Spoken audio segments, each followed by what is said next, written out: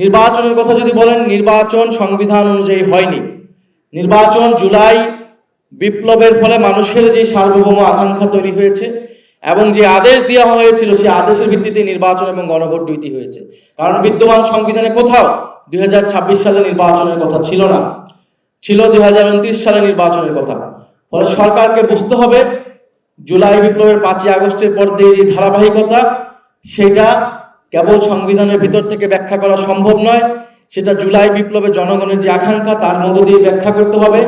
সেই আকাঙ্ক্ষাই ছিল রাষ্ট্রের আমূল কাঠামো সংস্কার, নতুন বাংলাদেশ গঠন এবং দেশের সার্বভৌম পররাষ্ট্রনীতি প্রতিষ্ঠা করা। ফলে স্বরাষ্ট্রমন্ত্রী এবং বর্তমান সরকার সংবিধান সংশোধনের কমিটির নামে যেই প্রহসন করছে, সেই প্রহসন থেকে সরে এসে দ্রুত সময়ের মধ্যে গণভোটের গণরায় বাস্তবায়ন করার জন্য আমরা আহ্বান জানাচ্ছি।